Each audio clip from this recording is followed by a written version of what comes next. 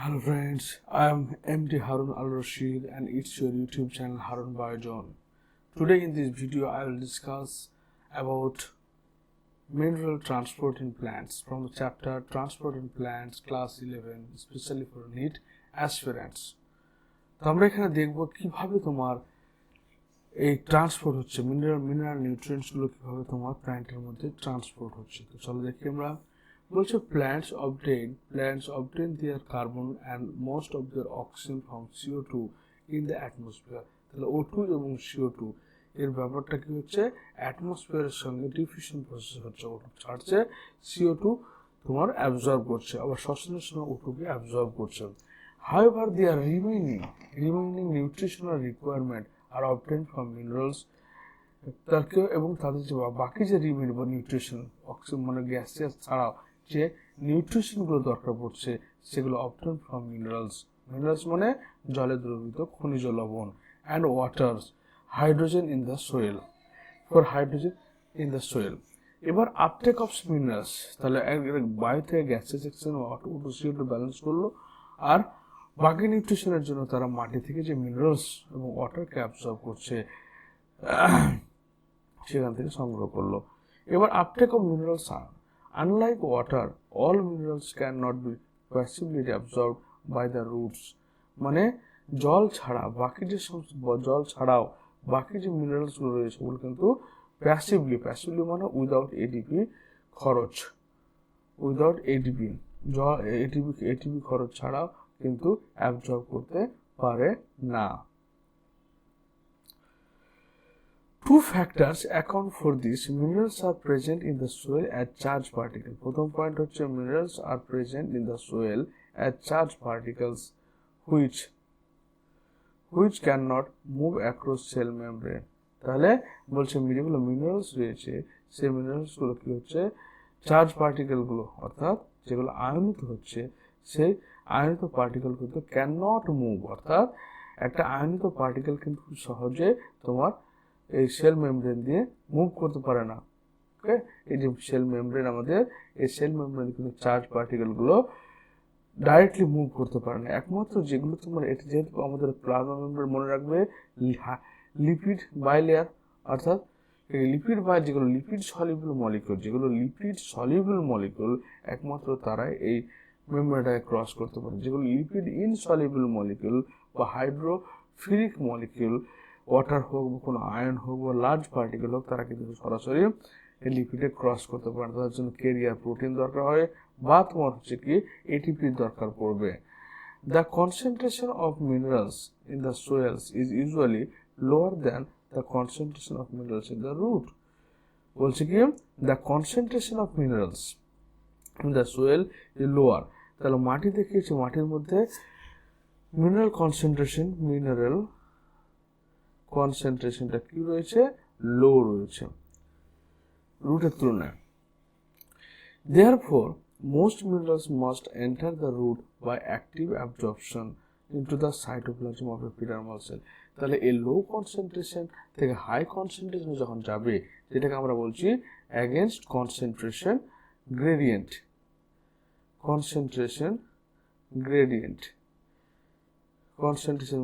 বলছি, যখনই যাবে তখন কিসের শক্তির দরকার পড়বে। তারপর বলছে কি this need energy in the form of ATP. এই লো কনসেন্ট্রেশন থেকে হাই কনসেন্ট্রেশনে যখন প্রবেশ করবে তখন আমাদের এটিপির দরকার পড়বে। The active uptake of ion is partially responsible for the water potential gradient in roots, and therefore for the uptake of water by osmosis. বলছে active uptake of আয়ন্স is partial responsible for the water potential gradient in roots. এবার water potential কি রয়েছে দেখো, যখন এর মধ্যে concentration বেশি, root হেয়ারের মধ্যে কনসেন্ট্রেশন বেশি আছে, মানে ওয়াটার পোটেনশিয়াল কি রয়েছে এখানে, মোর নেগেটিভ রয়েছে, ওয়াটার পোটেনশিয়ালটা মোর নেগেটিভ রয়েছে। যেহেতু কনসেন্ট্রেশনটা কি আছে, বেশি আছে, কনসেন্ট্রেশন যেহেতু কম আছে মাটিতে, তাই এর ওয়াটার পোটেনশিয়ালটা লেস নেগেটিভ রয়েছে। আর water always move from less negative less negative to more নেগেটিভের দিকে যাবে। এখানে মাধ্যমে হচ্ছে অসমোসিস। অসমোসিস কাকে বলছে? যখন একটা সলিউশন দুটো পর্দা দ্বারা সেপারেট করা থাকে, অর্ধবদ্ধ পর্দা সেপারেট করা থাকে, তখন কম ঘনত্ব থেকে বেশি ঘনত্বের দিকে শুধুমাত্র কার যায়? দ্রাবটা যায়, দ্রাবক যায় না, সেটাকে বলে দ্রাবক যায়, দ্রাব যায় না, সেটাকে বলা হচ্ছে potential osmosis. Some ions also moves into the epidermal cell passively, এবং কিছু আয়ন রয়েছে যার সাইজ খুব ছোট, তারকে প্যাসিভলি তোমার ট্রান্সফার হচ্ছে। Ions are absorb from the soil by both passive and active transfer. আয়নগুলো অ্যাক্টিভ এবং প্যাসিভ দুটো প্রসেসে কিন্তু ট্রান্সপোর্ট হয়। Specifically proteins in the membrane of root hair cells actively pump ions from the soils into the cytoplasm of epidermal cells. এবং এই transport করার জন্য কি রয়েছে দেখো, specific proteins in the membrane. তাহলে এই যে কোষ পর্দা, এই কোষ পর্দার মধ্যে রয়েছে কি স্পেসিফিক প্রোটিন রয়েছে, রুট হেয়ার এই যে রুট হেয়ারের পর্দার মধ্যে একদম প্রোটিন রয়েছে। Cell actively pump ion from the soil, তারা কি করছে? অ্যাক্টিভলি পাম্প করছে আয়নকে ইনটু দ্য সাইটোপ্লাজম। এখানে দেখো যে পটাশিয়াম কি করছে? ভিতরে প্রবেশ করছে, সোডিয়াম বাইরে বেরিয়ে যাচ্ছে। তার জন্য কি করতে হচ্ছে আমাকে? তার জন্য আমাকে এই যে এটিপি প্লাস ফসফেট খরচ করতে হচ্ছে। Like all cells, the endodermal cells have many transport proteins embedded in their plasma membrane. তাহলে একইভাবে এই যে আমাদের এন্ডোডার্মিস রয়েছে, এন্ডোডার্মিসের মধ্যে কি রয়েছে? কি ট্রান্সপোর্ট, এই যে পর্দা রয়েছে ট্রান্সপোর্ট জন্য কি অনেকগুলো আয়ন রয়েছে, ক্যারিয়ার প্রোটিন রয়েছে। They let some solute cross the membrane but not others. তারা এই যে ক্যারিয়ার প্রোটিনগুলো রয়েছে, এগুলো কিছু প্রোটিনকে বা কিছু তোমার আয়নকে ট্রান্সপোর্ট করে, সবগুলোকে ট্রান্সপোর্ট করে না। They let some solute cross the membrane but not others.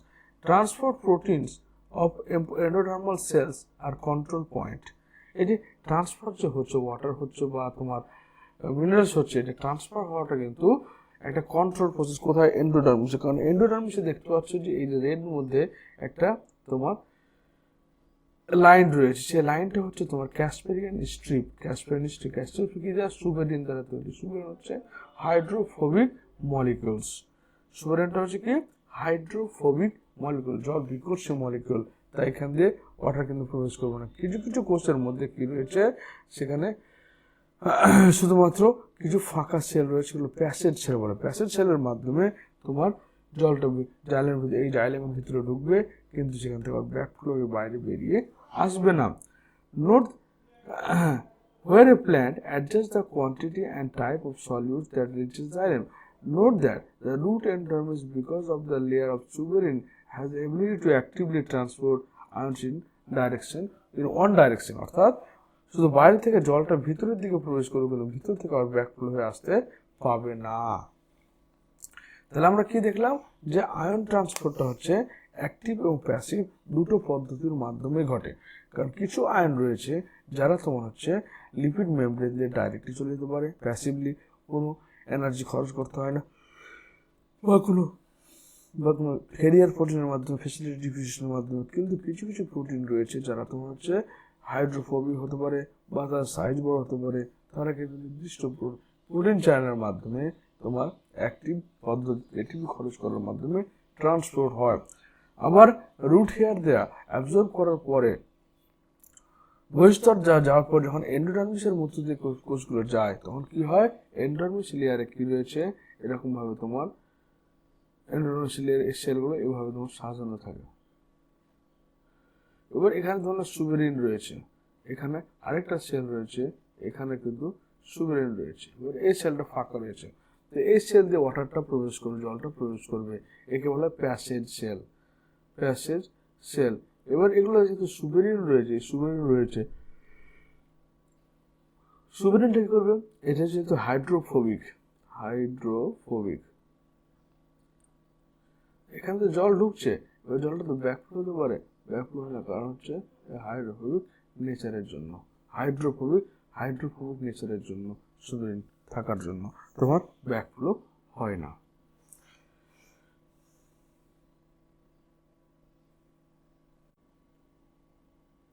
ions have reached the xylem through the active or passive uptake or a combination of the two, their further transport of the stem to all part of the plant is through the transpiration stream. তাহলে প্রথমে হচ্ছে দেখো, প্রথমে আমাদের ion বলতে কি বুঝি? Sodium, potassium, calcium, magnesium, তারপর প্রোটন, এগুলো হচ্ছে আয়ন। এবং এই আয়নগুলো তো কি হচ্ছে? জলের মাধ্যমে তোমার ট্রান্সপোর্ট হচ্ছে প্ল্যান্টের মধ্যে। এই যে প্ল্যান্টের মধ্যে ট্রান্সপোর্ট হচ্ছে, এই যে আয়নগুলো তোমার মূলম দ্বারা শোষিত হওয়ার পর সেটা জাইলেম বাহিকার মাধ্যমে পাতায় গিয়ে পৌঁছাচ্ছে। তো after the ions have reach the xylem, তাহলে জাইলেম আয়নগুলো যখন জাইলেমে গিয়ে পৌঁছাচ্ছে থ্রু দ্য অ্যাক্টিভ আর প্যাসিভ আপটেক, সেটা অ্যাক্টিভলি অ্যাক্টিভ হতে পারে, প্যাসিভলি অ্যাক্টিভ হতে পারে। অ্যাক্টিভ মানে যেখানে এটিপি খরচ হবে, or combination of the two, অথবা এই অ্যাক্টিভ এবং প্যাসিভ উভয় প্রসেসের দ্বারা their further transport of the stem to all part of the plant is through the transpiration stream. তাহলে কি এই আয়নগুলো যখন শোষণ হয়ে গেল অ্যাক্টিভলি অথবা প্যাসিভলি, সেটা ট্রান্সপিরেশন হওয়ার জন্য যে পুল তৈরি হয়েছিল, টান তৈরি হয়েছিল, তারপরে যে জল মূল থেকে পাতা পর্যন্ত পৌঁছাচ্ছে, সেই জলের সঙ্গে মিশ্রিত অবস্থায় কিন্তু আয়নগুলো ট্রান্সফার হচ্ছে। The chief sinks for the mineral elements are the growing region of the plant. এবার সিঙ্ক রিজিয়ন কাকে বলা হচ্ছে? যে অঞ্চলে কোন একটা জিনিসের ঘাটতি রয়েছে, ধরুন মিনারেলসের ঘাটতি রয়েছে, তো যেখানে মিনারেলসের ঘাটতি রয়েছে সেই অঞ্চলটাকে সিঙ্ক রিজিয়ন বলা হয়। তাহলে মূলরূপে কি? মূলরূপটা হচ্ছে সোর্স রিজিয়ন মিনারেলসের জন্য, আর লিভ ধরনের সিঙ্কস রিজিয়ন। তাহলে এই সোর্স থেকে সিঙ্কসে আমাকে কী করতে হবে? মিনারেলগুলোকে পাঠাতে হবে। such as the apical and lateral meristem, অগ্রস্থ এবং পার্শ্বস্থ ভাজক কলার দ্বারা। ইয়াং লিভস, কারণ কি অগ্রস্থ ও পার্শ্বস্থ ভাজক কলার মধ্যে আমাকে মিনারেলসগুলো পাঠাতে হবে, কারণ অগ্রস্থ পার্শ্বস্থ ভাজক কলাগুলো কী হচ্ছে? বিভাজিত হচ্ছে। বিভাজিত হওয়ার জন্য কি দরকার? বিভিন্ন আয়নের দরকার পড়ছে। ইয়াং লিভস, যেগুলো নতুন পাতা তৈরি হচ্ছে, ডেভেলপিং ফ্লাওয়ার, ফুল যখন তৈরি হচ্ছে, ফ্রুটস অ্যান্ড সিডস, মানে যেগুলো নতুন নতুন অর্গান তৈরি হচ্ছে সেগুলোতে ট্রান্সপোর্ট করতে হবে আয়নকে। এবং আরেকটা অর্গান, সেটা হচ্ছে স্টোরেজ অর্গান, যেখানে ভবিষ্যতের জন্য খাবারটা সঞ্চিত থাকবে। Unloading of minerals ions occurs at the fine vein ending through the diffusion and active uptake by the cells. তাহলে কি বলছে? যে আনলোডিং কোথায় হচ্ছে? এই যে সিঙ্ক রিজিয়নটা হচ্ছে আনলোডিং রিজিয়ন, এবং কার দ্বারা হচ্ছে? ফাইন ভেন, অর্থাৎ সরু সরু শিরা প্রসার মাধ্যমে, এন্ডিং থ্রু ডিফিউশন, এবং এন্ডিং হচ্ছে থ্রু ডিফিউশন। ডিফিউশন কত মানে কি হচ্ছে? High concentration to low কনসেন্ট্রেশনে unload হয়ে আছে। মিনারেলস আয়নস আর ফ্রিকোয়েন্টলি রিমোবিলাইজড, মিনারেল আয়নগুলো কি হচ্ছে? রিমোবিলাইজ হচ্ছে, আবার নতুনভাবে তোমার ট্রান্সফার হচ্ছে। কোথায় ট্রান্সফার হচ্ছে? Particularly from older sensing part, অর্থাৎ যে সমস্ত পার্টগুলো বয়স্ক হয়ে গেছে। মানে প্রথমে জলের সাহায্যে মিনারেলসগুলো আসলো, ফটোসিনথেসিসে খাবার তৈরি করলো, সেই মিনারেলসগুলো খাবারের মাধ্যমে কী হচ্ছে? সে সমস্ত জায়গায় ছড়িয়ে পড়ছে, যেগুলো হচ্ছে older leaves. Older dying leaves export much of their minerals content to younger leaves, এবং যে সমস্ত পাতাগুলো বয়স্ক হয়ে যাচ্ছে, বুড়িয়ে যাচ্ছে, সেখানে কিন্তু যেগুলো পাতা ঝরে যাবে, সেই পাতাগুলোতে যে মিনারেলসগুলো থাকছে সেগুলো আবার নতুনভাবে রিঅ্যাবজর্ব হচ্ছে প্ল্যান্টের মধ্যে, এবং সেখান থেকে ইয়াং লিভগুলোর মধ্যে চলে যাচ্ছে। Similarly, before leaf falls in deciduous plant, minerals are remove to the other part. তাহলে যে সমস্ত যারা পাতা, সমস্ত গাছের পাতা ঝরে যায়, তাদের ক্ষেত্রে কী হচ্ছে? তোমার এই ওল্ড লিভ থেকে যে মিনারেলসগুলো রয়েছে সেগুলো পুরোপুরি তোমার ইয়াং লিভের মধ্যে চলে যাচ্ছে। এলিমেন্টস মোস্ট রেডলি মোবিলাইজ আর ফসফরাস, সালফার, নাইট্রোজেন, পটাশিয়াম। যে সমস্ত এইগুলো আপনার মিনারেলসগুলো কী হয়? মুভমেন্ট হয়, সেগুলো হচ্ছে phosphorus, sulphur, nitrogen, potassium. Some elements that are structure component like calcium are not remobilized, কিন্তু দেখা যাচ্ছে রিমোবিলাইজড মানে কি? পাতায় পৌঁছলো, পাতা থেকে আবার নতুন নতুন যে সমস্ত পাতাগুলো তোমার রয়েছে, বয়স্ক হয়ে গেছে, সেই পাতাগুলোতে পৌঁছাবে, তো রিমোবিলাইজেশন বলছি। তো রিমোবিলাইজেশন প্রসেসটা শুধুমাত্র ফসফরাস, সালফার, নাইট্রোজেন, পটাশিয়ামের ক্ষেত্রে ঘটছে, কিন্তু ক্যালসিয়াম রিমোবিলাইজেশন হয় না। An analysis of the xylem exudate shows that though some of the nitrogen travels as inorganic ions, much of it is carried in the organic form as amino acid and related compounds. তাহলে বলছে যে এই যে আয়নগুলো travel হয়, সেই আয়নগুলো সেক্ষেত্রে আমরা খুব অল্প ক্ষেত্রে সেটা হচ্ছে কি ইনঅর্গানিক আয়ন ফর্ম, অর্থাৎ এই সমস্ত ফর্মে ট্রান্সপোর্ট হয়। বেশিরভাগ ক্ষেত্রে সেটা অ্যামাইনো অ্যাসিড বা অন্য এরকম ম্যাক্রোমলিকুলের সঙ্গে জয়েন্ট হয়ে জয়েন্টের মাধ্যমে ট্রান্সফার হয়। তাহলে এখানে কোশ্চেন হতে পারে যে বেশিরভাগ মিনারেলস আয়ন কীভাবে তোমার ট্রান্সফার হচ্ছে, সেটা হচ্ছে অ্যামাইনো অ্যাসিড ফর্মে ট্রান্সফার হয়, আয়ন ফর্মে খুব অল্প পরিমাণ ট্রান্সফার হয়।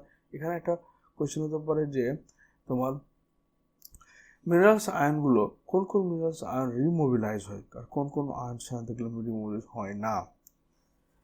তারপর similarly small amounts of phosphorus and sulphur are carried as organic form compounds. তাহলে এখানে ফসফরাস এবং সালফার আর অর্গানিক কম্পাউন্ড হিসেবে ট্রান্সফার হয়। এটা একটা কোশ্চেন হতে পারে যে অল্প পরিমাণে ফসফরাস এবং sulphur which elements are carried as organic compounds, phosphorus, sulfur. In addition, small amount of exchange of materials that takes place between xylem and phloem. এবং xylem এবং phloem এর মধ্যে কি হয়, কিছু কিছু মিনারেলসের এক্সচেঞ্জ হয়, একটাকে দিলে আরেকটাকে নিল। Hence, it is not that when we can clearly make a distinction and say categorically that xylem transport only inorganic nutrients while phloem transport only organic material as traditional believed. তাহলে আমরা traditional believe কী করছি যে জাইলের মাধ্যমে জল এবং জলে দ্রবীভূত খনিজ লবণ অর্থাৎ ইনঅর্গানিক জিনিসগুলো ট্রান্সফার হয়, কিন্তু যেটা তোমার পাতার মধ্যে খাদ্য তৈরি হচ্ছে সেই খাদ্যটাই শুধুমাত্র কার মাধ্যমে, এই ফ্লুমের মাধ্যমে ট্রান্সপোর্ট হয়। এখানে দেখতেই পাচ্ছ যে এটা মূলরোম থেকে এপিডার্মিস থেকে কর্টেক্স রিজিয়ন, তারপর এন্ডোডার্মিস, তারপর সিমপ্লাস্টিক মুভমেন্টের মাধ্যমে তোমার চলে আসলো পাতার মাধ্যমে জাইলেমের মধ্যে চলে আসলো।